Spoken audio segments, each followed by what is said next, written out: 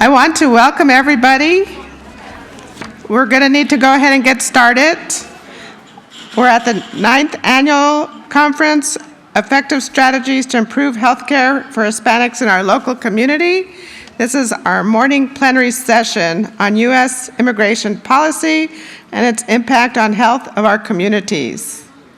So if everyone can take a seat. I have some housekeeping duties to attend to. This is a CME program, so for those who are wishing to have some CME credits, the information for getting your CMEs, because it's all online, the papers are actually over there at the registration desk on how to do that. You have for about a month until April 29th to complete the evaluation for the individual talks and to submit your online information to get your CME, and you can get your certificate right away and have it printed out. So just to remind you to do that.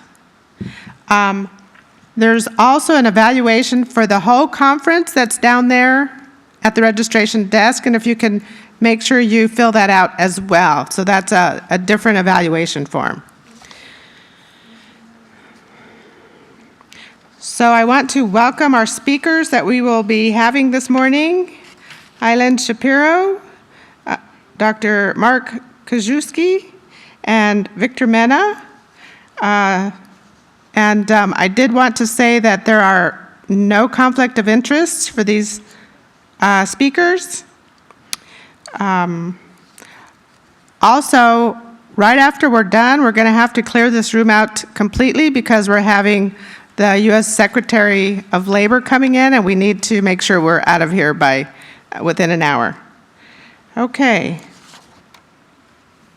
So our first speaker is going to be Mark Kajewski. And Dr. Kajewski is professor of medical ethics. He's director of the Noah Schwenger Institute for Bioethics and Health Policy, past president of the American Society for Bioethics and Humanities. He's a dedicated bioethics educator and is known for having created 2 of the major online graduate programs in bioethics. His mission is to form a supportive learning community that enables experienced professionals to share their insights and support for each other, to meet their emerging clinical and administrative challenges. At present, he's the executive director of a nonprofit, the Latin American Health Alliance of Central Massachusetts, and also works as full-time primary care physician for UMass Memorial, and we welcome Dr. Kajewski.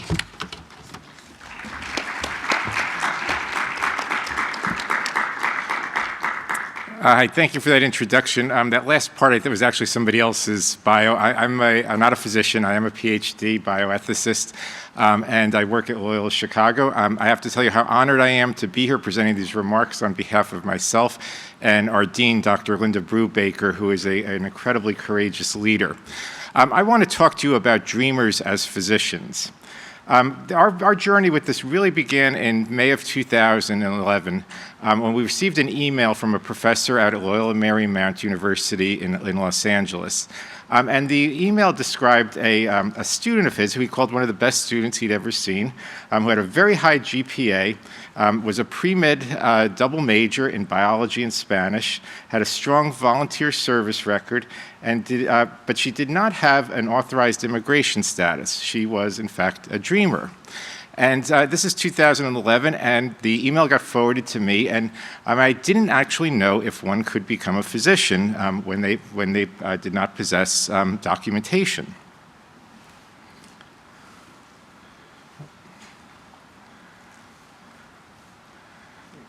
Oh, there we go. We will call her Clara, not her real name, but she interested us for a variety of reasons, largely because we're a medical school. We take the best and the brightest, and she had outstanding academic qualifications, so obviously we'd want her to be able to apply.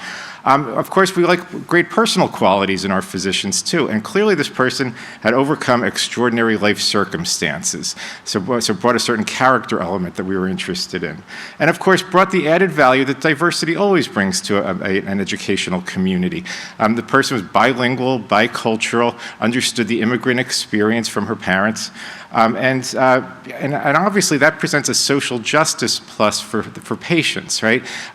These qualifications all meet the kind of profile of a person who is more likely to serve underserved communities competently, and of course would enrich our student body because everybody would become a little bit more culturally aware and competent by having such students. And so there's a social justice issue for patients and also for Clara herself, right? By what standard would we want to exclude such a person who is so highly qualified and has worked so hard? But this was 2011, remember, no DACA has been created yet. So all the research we did, she was out of luck because she could not procure a work authorization, essentially. And so we could educate the student, get her to an MD level, but then you could not go on to residency because residency is a job. One needs to be able to work lawfully to procure a residency slot. And so there wasn't a lot of impetus at our school for pouring lots of financial aid resources into making a physician who couldn't practice. But then, of course, comes June 15th, 2012, and the president stands up and creates the DACA program. And of course, the magic words we heard was employment authorization document, a work permit, and ability to apply for a social security number. And so reading our state's Medical Practice Act, that said to us everything you need to apply for a medical license in the state. So we were poised to move quickly and begin to accept these students, well, begin to allow these students to apply to compete on a level playing field, essentially. Like most schools, I think for a moment, there was a day or two where we thought, just like everybody, ask these students to apply quietly, and we'll keep it quiet. We were afraid that we'll have to spend too many financial aid resources, and so maybe we'll, be able to take one or two and do it that way. But instead, very quickly, we moved beyond that within a week. We pioneered what we call a front door approach. And we became the first medical school in the nation to change our actual eligibility requirements on our website so that where it used to say you had to be a U.S. citizen or permanent resident of the United States, we then added or eligible for the Deferred Action for Childhood Arrivals program at the time of application. And so we openly declared our intent. And there's several reasons why we think this is still a moral imperative and why we think all medical schools should head towards a front door approach, bringing these students in the front door, not sneaking them in the back. One is just, it is who they are. We need to welcome people for who they are. Some schools are sticking these students in an international student category, and unfortunately at most schools, international students don't qualify for any school-based aid, so it automatically makes them ineligible for that, and they're still ineligible for federal student loans, so it really puts them behind the 8 ball. But besides the practical aspect is the ideal aspect. Imagine if we lived in a time before desegregation. Right? Would we be doing something noble if we let a couple of African Americans apply to our schools, checked off boxes that indicated racial categories to which they really don't belong, and asked them to kind of keep it quiet and pass as white when they're in our medical schools? No, we would be doing further damage to them, right? We would be compounding the damage society already does. So it was very important to us to welcome them for who they are as people with DACA status. And of course, in our society, the reason we don't always take a front door approach is because many people have a negative image of immigrants. They see them in these makers versus takers terms and think of immigrants as takers, that they're here to illicitly take something that belongs to other people. When in fact, the description of Clara indicates here's somebody who's poised to contribute to society, who is going to be a maker, who's going to help advance the health of our communities. And so we wanted to put that image forward of somebody who is a contributor. And of course, practically speaking, these students need resources. They're ineligible for federal student loans. So where are you going to get the money from if you don't openly proclaim your intent? So you can't gather resources, you can't fundraise, you can't get support unless you tell people what you're doing. And so our dean boldly proclaimed this, put it on a website, and it enabled us to start to make the connections we need to build a student loan program with our state. Our state's infrastructure bank, the Illinois Finance Authority, has created a loan program modeled on public health service loans, where the students will, after they graduate, do service in underserved communities for their loans. And of course, being open means that we want to create a hospitable culture. It's necessary to create a hospitable culture within our institution because we don't want to accept students to have them feel like pariahs, to have the people around them mirroring society's biases towards them. And just as an example of that, many people, when they talk about dreamers, they're trying to be positive, but they say they've come here through no fault of their own. We made an institutional decision to educate our faculty and staff and students to stop saying the words through no fault of their own, because it indicates that coming across a border to feed your family is some kind of fault, and that fault belongs to their parents. We don't want to compound that error. We want to put forward a more positive view. And so we've done a lot of educational programs, including our LMSA chapter being very helpful in educating students and faculty. But finally, there's just simply the fact that this then leads to transformative education for everybody. Once you start to look at these students, you start to realize that this makers versus takers ideology permeates the immigration question completely in our country, and is the reason we can't seem to resolve it. You realize the injustice that goes on. I mean, simply looking at them, you realize DACA status is temporary. They don't get a permanent status. They never get self-determination. They don't get the right to vote. They don't ever get the privileges of citizenship. Don't get the full benefits of society. They contribute to Social Security but can't reap that benefit. And so you start to see how this works outward from there. And so you begin to become a little bit radicalized, I think, in seeing this. And ultimately, what you realize is that the makers versus takers mistake that our society makes permeates our whole immigration policy, from the militarization of our border, through our detention centers, through courtrooms where immigrants are not provided representation, and right to the Affordable Care Act, where immigrants are excluded from the provisions of the Affordable Care Act and then can become a burden in the ER, right? Why not let them prepay by buying insurance like everybody else, even if we have to provide some subsidies? And so what I think we start to see is that we start to become less politicians, less talking about the art of the possible, restricting our speech. We start to remember that we're academics, we're professionals, and we should speak the truth, the whole truth about what goes on in our policy, and advocate for change of that policy. And so you'll see, just in closing, you see our website. This is attached to our admissions page. Our dean, Dr. Brubaker, told me, make sure it says the word welcome on it. I got to pick all the other words. It has, that's the first day of school. We had a press conference. You see Senator Durbin in the background. Every student gets a press conference on their first day. So there was a lot of pressure, but again, changing that image from makers to, from takers to makers. The text of this remarks I've just tweeted out. You can go to loyolabioethicsblogspot.com. They're posted there. And also tweeted under the conference hashtag.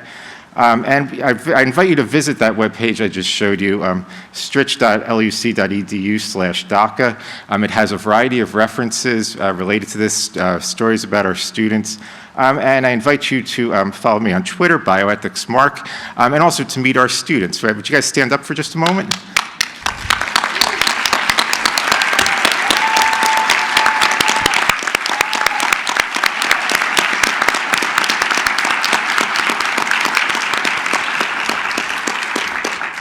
Thank you.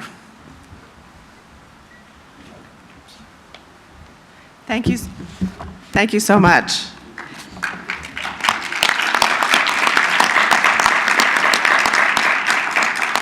Next, we have Island Shapiro. He was born and raised in Mexico City. After graduating as a physician, he began working for the Mexican Secretary of Health as a liaison between Mexico and the World Health Organization, followed by his pediatric residency at Mount Sinai Children's Hospital in Chicago. On the international arena, he had the honor to be elected for the first advisory board in conjunction with the Mexican Foreign Affairs and Health Ministry for Ventanillas de Salud, and involved creating binational programs to reach Hispanic communities on both sides of the border, including vaccination programs, innovative health migration projects, and media for Hispanic and community regarding important health topics. He was invited to become a part of the White House Hispanic Policy Conference Group in 2011, Associates Board at the Advocacy Group Sargent Shrivers, and part of the Policy Committee of the National Hispanic Medical Association. He's been awarded the Firestarter, the Capello Fellow of the National Physician Alliance, and active member for the American Public Health Association, and currently is practicing as a federal qualified health clinic in Florida as Fellow of the American Academy of Pediatrics. Dr. Shapiro.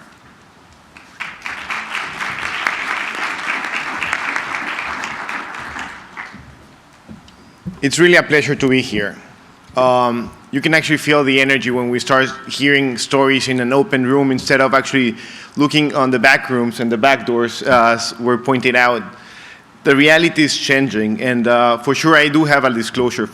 This is my boss, and this is the only one that actually I can, she was my ex-boss, and you can see here my little dog, but right now I do have a new boss. That's my daughter. She, I'm not encouraging her to be a doctor, but that will be okay. And of course, enjoy this picture. Picture yourself and your family. I would do absolutely anything for both of them, anything. I will jump, I will start speaking Chinese. If I need actually to be a vegetarian, that, it's okay, but that's not my stuff, I will do for them. Think about all the family members that you have around you. Wouldn't you look at them and do absolutely anything to save their lives? To change a little bit of someone that is actually bullying them at school? Someone that, if someone is bullying my 3-year-old, I for sure will go to the teacher and go like, okay, this is not possible. How come in kindergarten we're having, and I will rattle all this stuff and I will do something.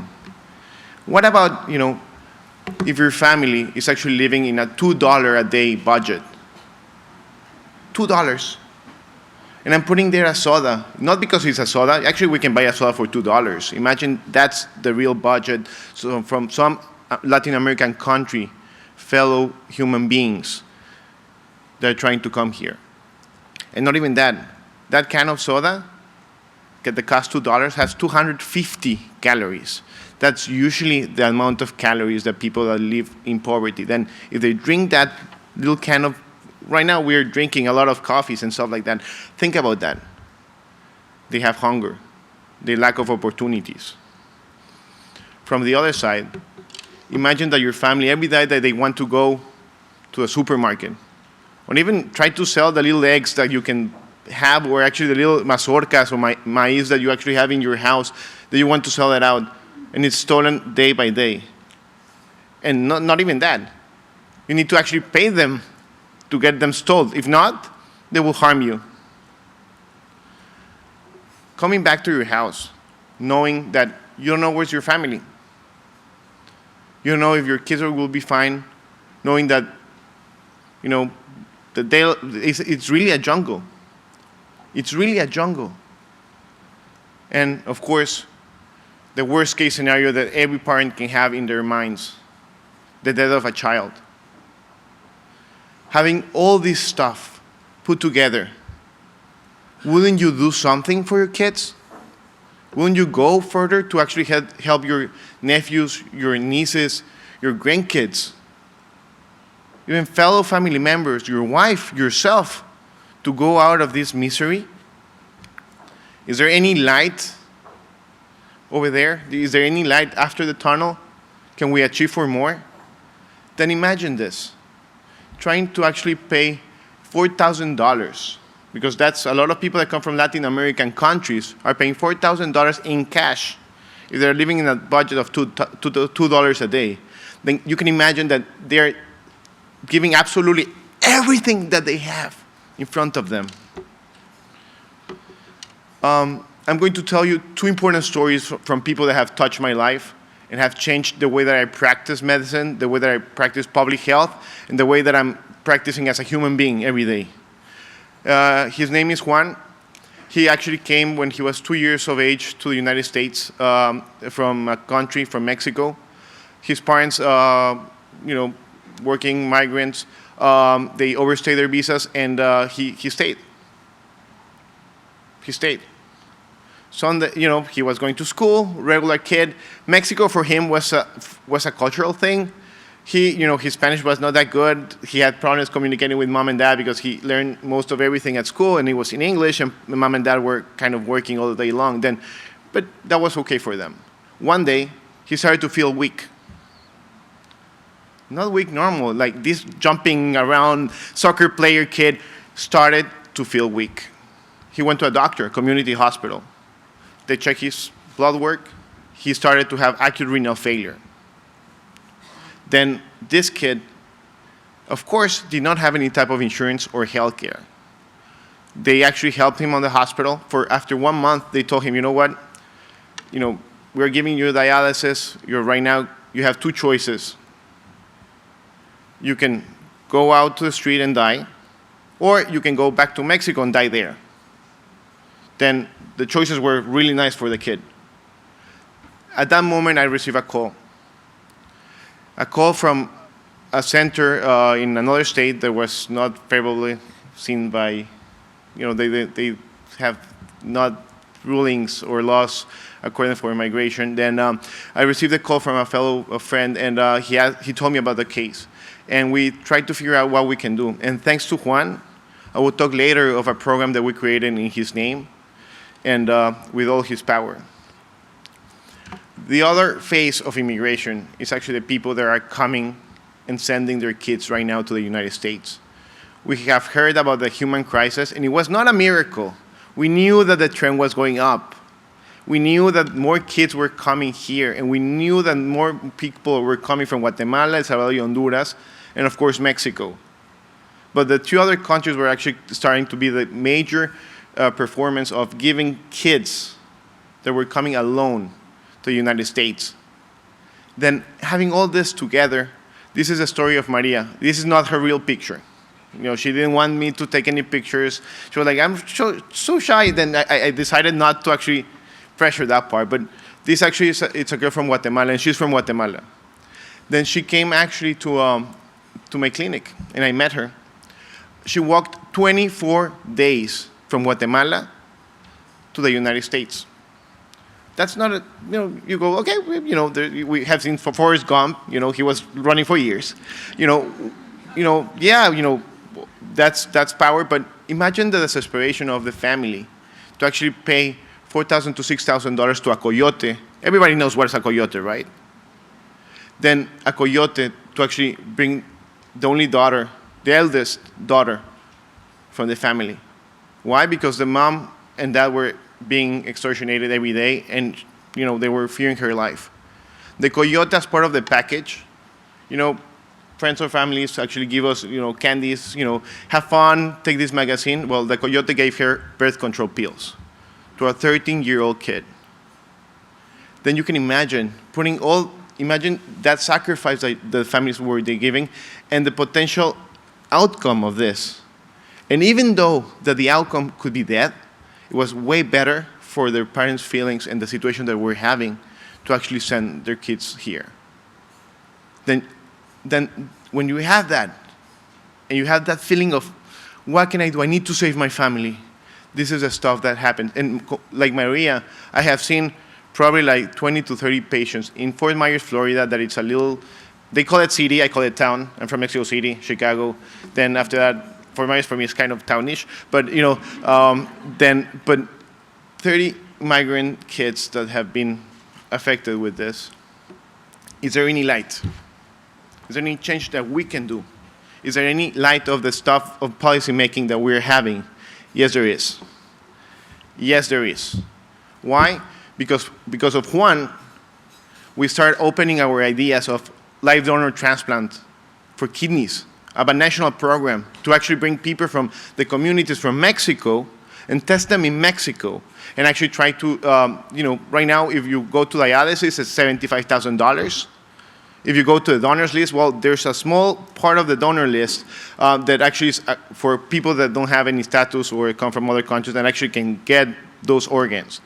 But that would take a little while, right? And Juan needed actually something quick, nice, and to give him a spot. And of course, not to create the wave that we were talking about, that from creating new, innovative, and disruptive ideas, creates headaches too.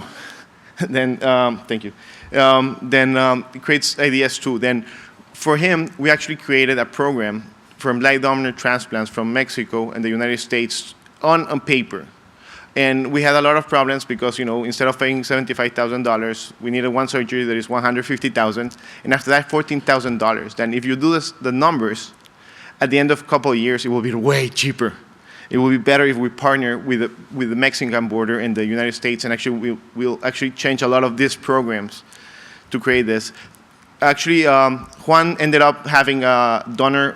He was put on the list, and he actually got a transplant on the list using the resources of the community, that they actually created a scholarship. The community there here in Chicago, they are actually paying a couple of thousands of dollars, the whole community for his transplant, and he's still alive, and I'm really happy to tell you that. For Maria, on the other hand, we need to start creating more medical, mental health, and legal resources on an acute base. Not right now. Right now we're in the emergency. It just rained. We're burning. We need to call 911, bring the troops, do everything. Afterwards, we need to start thinking about education and the stabilization from this. DACA plays a big role on this, but we need more. We need to think about what's happening in the other borders, what we can do, and we need to stop saying that we're the saviors and we have the money and we need to send it. And we know better than them. We need to start doing stuff that they are doing in Africa, asking the question, what do you need? That's the best question that we can ask. What do you need? What can I help you with? Here's my expertise. Yesterday, we had a talk with the executive president and the president of American Academy of Pediatrics, and she put it beautifully. What do you need? How can I partner with you? I'm not the one that's creating the rules or taking them. I just want to know what's your needs, and I can actually serve. I have people here that can help you with. Then the most important part right now is this. If we really don't know this is actually one of my favorite quotes ever. It's actually from Alice in Wonderland. Then it goes like this. Will you tell me, please, which way I ought to go from here? That depends a good deal on where you want to get to, said the cat. I don't much care where. Then it doesn't matter which way you need to go. Then, familia, we know right now where we're going. We know perfectly well what's going to happen in 2020, what's going to happen in 2050, and we know that if we don't start patching here and not putting Band-Aids, but actually recreating new systems, more disruptive things, more ideas, and disruptive in a positive way, things that change the system, we are not going to be able to catch up. And the best things that we have here in this country, the human resources that we create here, the education part, and the energy that each of us actually brings to this country will die. And we'll have more people with cancer, more people with diabetes, and we will actually eat each other at the end of the day because of the obesity rates that we're going to be having, the cancer stuff, and not because of the problems that have Latin America, because we didn't know how to utilize these beautiful resources that are coming to these borders. These persons that are fighting for their lives, they are hungry, not to be helped, but to actually have a better future and create a better future. Then it has been it's a pleasure to see, young fellows that are actually doing stuff, and we'll turn off the microphone. Thank you.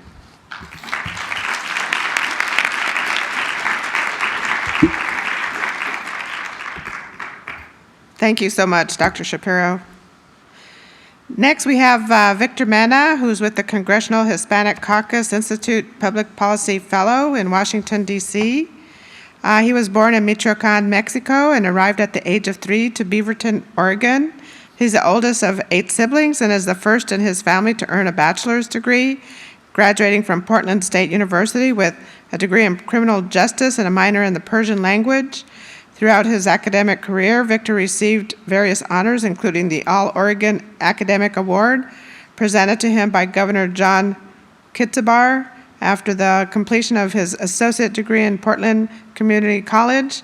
He was also involved in student government in a variety of roles, such as the Vice President, Multicultural Affairs Director, and Academic Affairs Director, as well as serving leadership capacities with student groups such as the Arab Persian Student Organization and Model United Nations Club.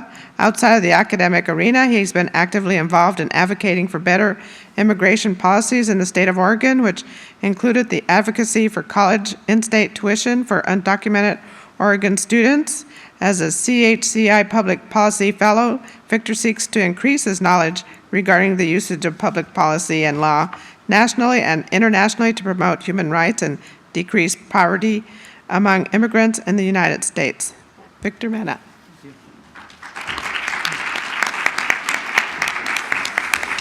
Good morning. Can you see me? It's a little, it's been a problem. Well, good morning, everyone. I did not create a great PowerPoint like my colleagues here. It is a great privilege to be surrounded by doctors and future doctors, students who are dreamers just like I am. And I would like to get into the policy side of immigration. And first of all, I'm going to talk to you a little bit about, I was introduced and you already know where I come from and all that, but I want to go a little deeper into it.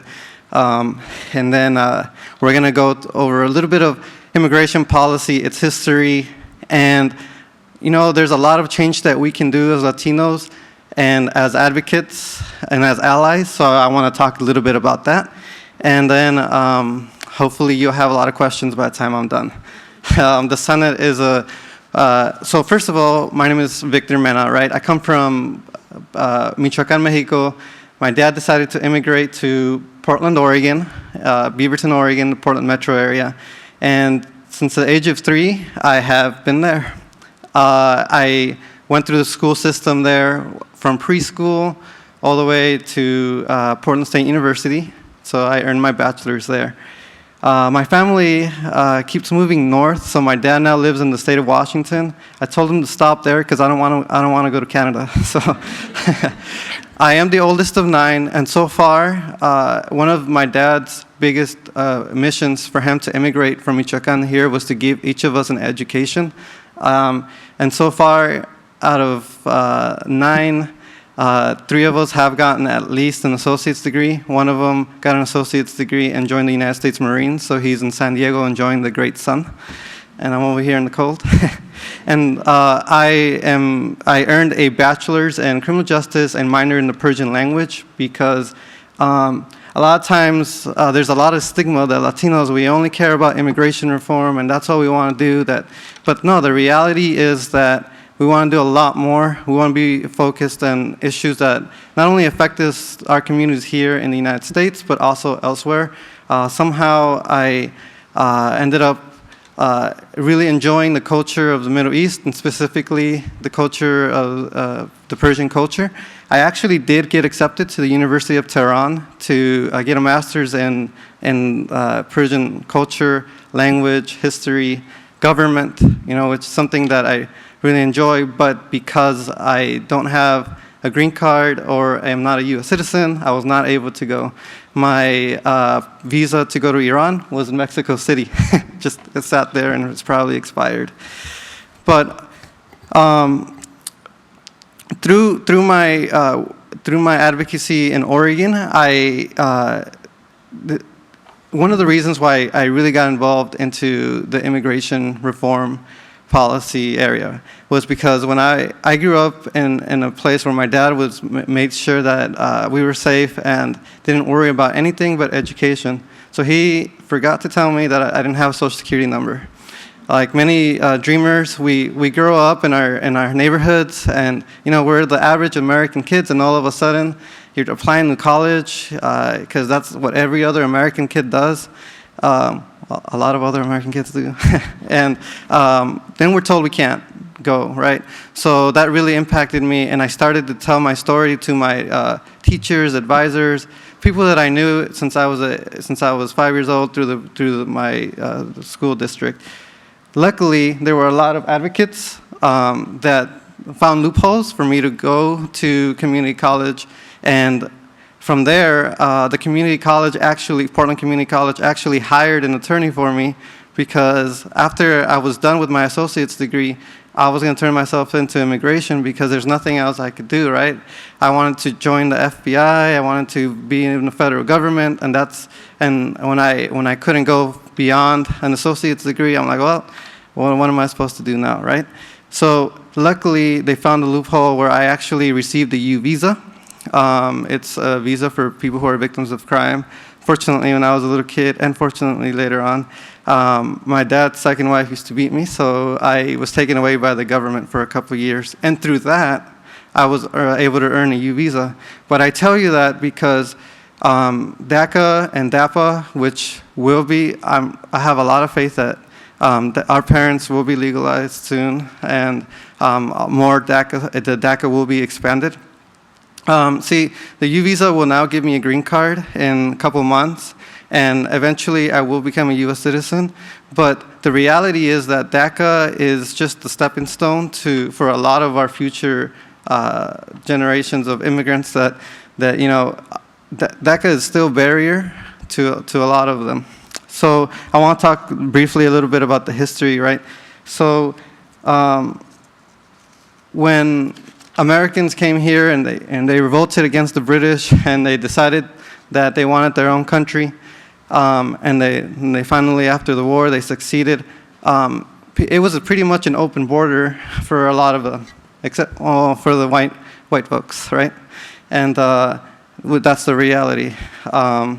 And then all of a sudden, in 1790, they closed that. You had to have been here for at least 2 years to be able to become a U.S. citizen.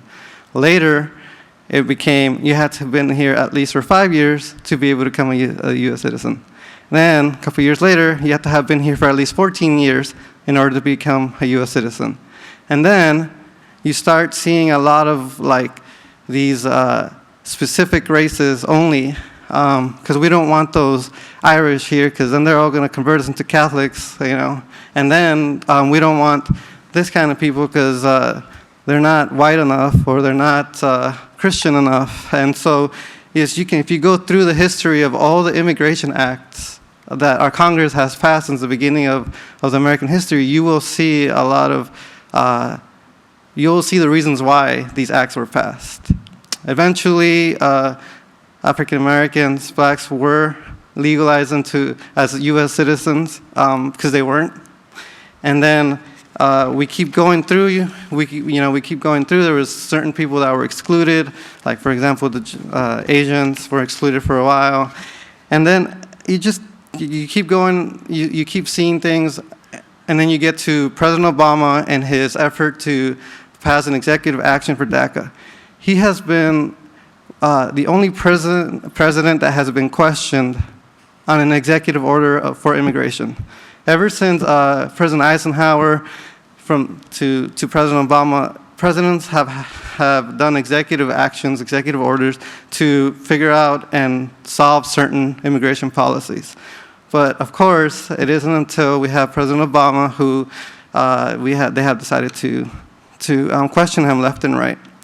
Now, I work for Senator Ron Wyden from the state of Oregon, and I focus on immigration policy. And so I really, when I sit down and listen to the conversations that policymakers have on immigration, sometimes I just want to kind of sit there and cry and just, kind of speak up and tell them, well, you're actually wrong, you don't really know what you're talking about.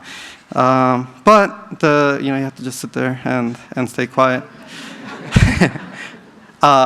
Fortunately, I had to have the privilege to come into an office, Senator Wyden's office, that have been really good mentors and have been really invested in making sure that I get a good experience and learn policy in the Hill.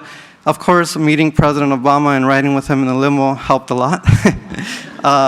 I did advocate to President Obama face-to-face with a colleague to take action and do executive action before the elections, but of course, due to politics, he waited until after the elections. But I mean, it is something that is really deeply impacting our communities. And here's the thing, there are a lot of things we can do before Congress decides to act on immigration reform.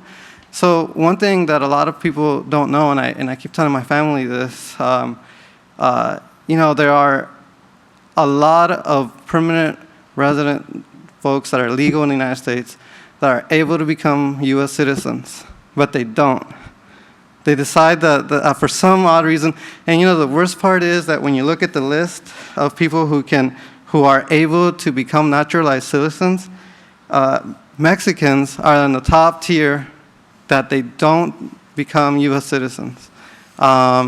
It's pretty bad because there are a lot of people, aka dreamers, that we want to become U.S. citizens so we can get ahead in our careers.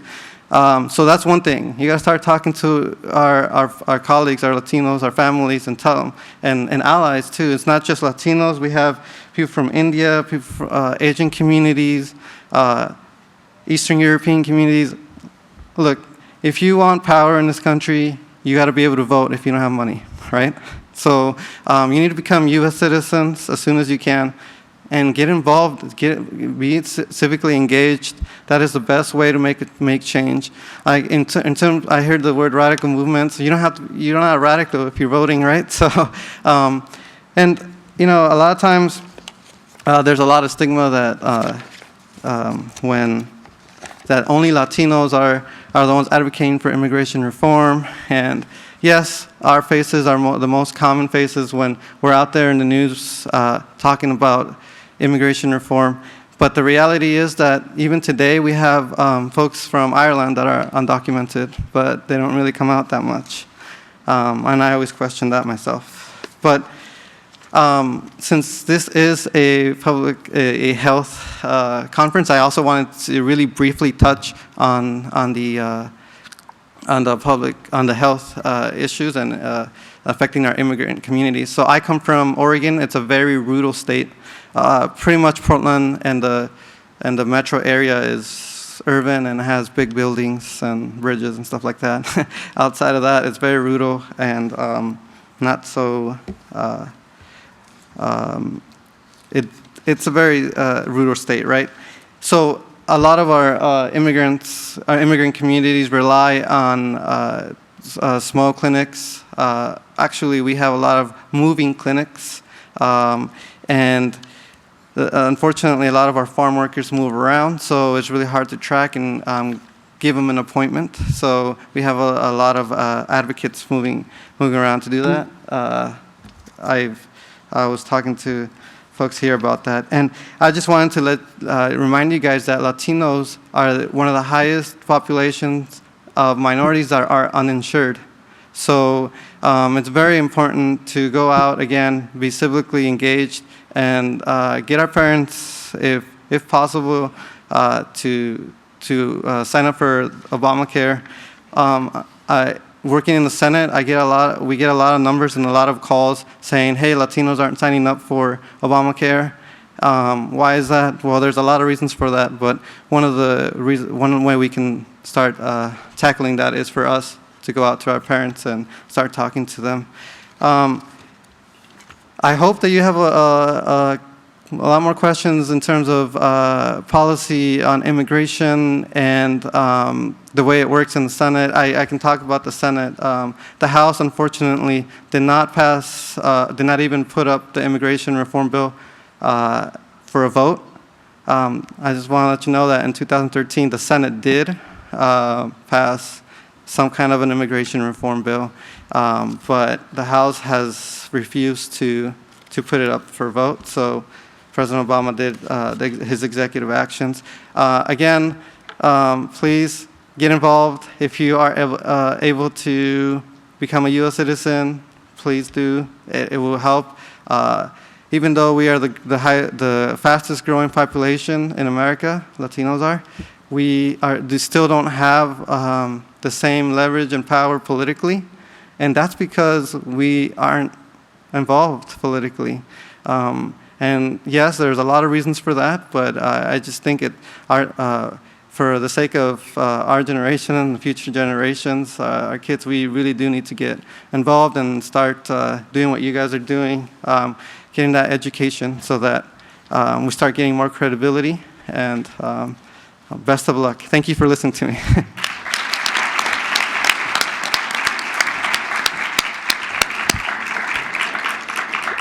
Wow, that was some pretty good presentations, weren't they? We have 15 minutes for some questions, so if you guys can line up at the microphones and just say who you want to direct your question with.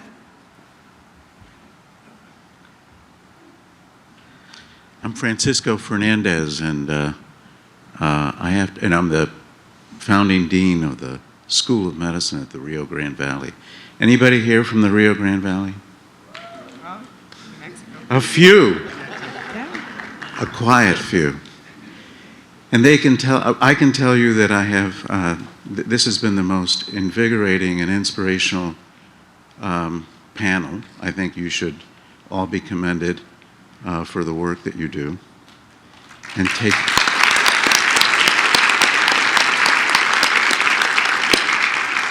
and I know I'll take a little piece of you back to the Rio Grande Valley, to everyone there. It is an incredible honor to be the dean there, but as you might imagine, it is fraught with all the problems and then some. I'm just curious as to why there isn't a one-size-fits-all policy. If you are in the Rio Grande Valley and you happen to see how Hondurans and Guatemalans get processed as opposed to Mexicans, it is quite different. And if you happen to be on the western part of the island in Puerto Rico and you see a Jamaican, a Dominican, and a Cuban arrive, the Cuban gets processed very differently. And why is there such inequity among the different groups of Hispanics in terms of being processed in the United States? Well, I will burn myself a little bit with that question. That's an amazing question. As a pediatrician, not as a fellow, as a pediatrician, I can tell you for sure that at least for demographics, I think that nobody was planning to have such an Hispano growth in the past 20 years. And we can see it right now in public health and services. We're catching up with, right now the word is to be cultural competent and try to bring up the stuff that we needed to actually build 10, 20 years ago for the people that we have right now. And we're trying to catch up in translations, not even someone actually that will translate in the language, but actually reading stuff and materials. And from my point of view, I think that the government never thought that there was going to be an issue. And that actually the problems in South America and Latin America and Central America and Mexico was going to be so hard with crime and drug lords and stuff like that. I think that will be my short answer. Anyone else?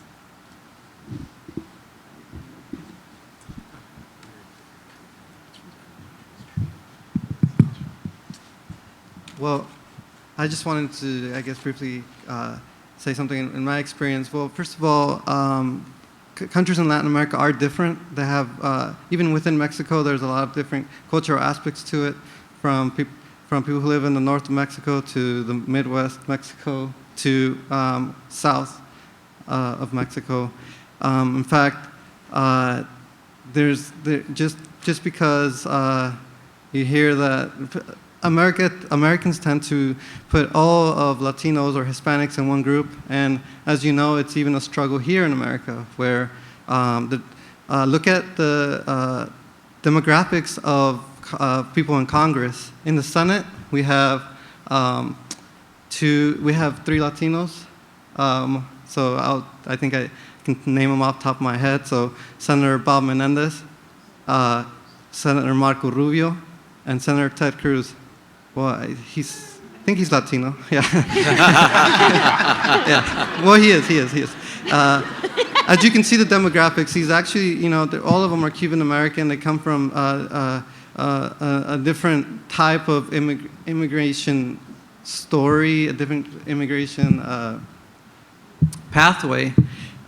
So you're gonna have that's gonna be the struggle there is no one size fit all in my experience in any issue that I can think of that where you deal with Latinos from South America, from Latin America, or in North America. So I can say. If I could just say for very briefly, I think it's a very complicated question, but there is always this issue of who's desirable and who's not desirable that often drives policy covertly. And each wave of immigrants sees the next wave as they're different from us, and our wave was desirable and this one is not. And so for us at Loyola, it's been very important to reconnect to our history, that our Catholic institutions of higher education and in healthcare were really founded for that wave of immigration in the last century. Whenever everyone's talking about the dirty Irish and the signs were up, no Irish need apply.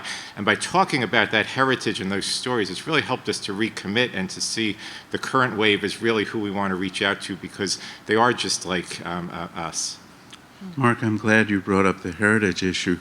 And I would imagine that you might want to remind those 3 senators of the dry foot, wet foot policy. Oh, they know. And I understand that they and their compatriots have benefited from greatly. Being Cuban, I can say that. Okay, over here. And I would just like to add to that Dr. Fernandez is so renowned for now being the new dean of the University of Texas Rio Grande Valley, and also for winning the NHMA's Physician of the Year award.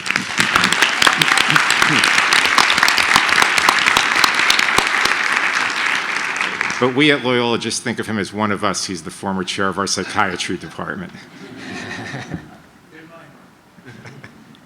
Hi, good morning. Thank you for all your comments. My name is Victor Cueto, and I'm a MedPeds resident down in Miami, Jackson Memorial Hospital, and also a Cuban American. And to the point of the question that was just asked, I think it goes to the history, Victor Huertocayos, that you mentioned about thinking of immigration policy in different groups along history, and your point, Ilan, about the government sort of going backwards and thinking, oh wow, we have a problem, now we have to deal with it. These different groups, I think, are processed and handled differently because they're dealt with at that point in time, and policy gets developed according to that group. And we have that problem in Miami, as some of you know, between Haitian Americans and Cuban Americans, and it's always a tension, and then it creates tensions within our groups. But if you actually go back in the history, for example, of Cuban Americans, my grandfather came through the Rio Grande Valley across the border. And my father, I say he was one of the first rafters, but he was actually in a small skiff off the Gulf Coast in Tampa, took the skiff off of the fishing boat from the Cuban government and landed in Tampa. And that was in the early 70s. So we do have different immigration stories, but what we need to acknowledge is that for the grace of God, there go I, and we really need to understand that we should treat all groups equally, and we should all bring folks to the table and increase that equity of different groups and see where those obstacles are at the policy level to figure that out. My question is regarding the future generation. As a pediatrician, I especially see, young children who may be eligible for this act, and especially the parents. And it was very sad because we had some parents that were talking to, lawyers about the new act for parents, and then things got put on hold. Do you all see a responsibility for us as physicians at the encounter to advocate for our patients and really inform them? Just get your thoughts on that. First of all, I completely agree with you, Victor. We are actually the ones that actually see the reality. Politicians and people on the media are really not in tune of the stuff that we're actually seeing. We see the abuelita that it's actually dying of diabetes, but we cannot get her a glucometer. Not even pills, let's check your glucose. Let's see how bad it is, and you can clearly see that, there's missing fingers and limbs and stuff like that it's happening. The American Academy of Pediatrics actually has a trauma kit. This is really important because we need to start advocating for medical, mental health, and legal resources as physicians for our pediatric population and actually our adults population too. Why? Because it's completely different. One of the, if anybody is actually interested, the American Academy of Pediatrics, the toolkit is for migrant kids. Actually, that's the name of the toolkit. And there's another one for trauma, mental health trauma. That way, we can start helping, because we know that there's not a lot of even though that we want to have like thousands of psychiatrists all over that speak Spanish, it's impossible.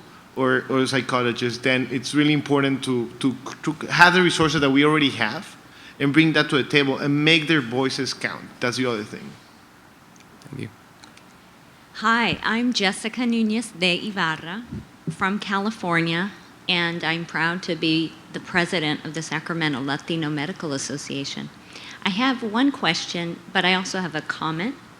My question is, how much does it cost for those with permanent resident status to apply for a green card? That's question number one, and the only question, because I think it's important for us as part of that policy request to know those facts.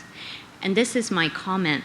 Number one, we are the leaders we're looking for, and so I just want to thank all of you that are interested in this topic. I'm proud to be a member of NHMA because they've had this illustrious panel. Thank all of you for educating and taking the time. Thank all of you for being here in your seats and listening. I say that because in California, we are working right now with a legislator by the last name of Laura, who's working on a bill to make sure the undocumented get health insurance.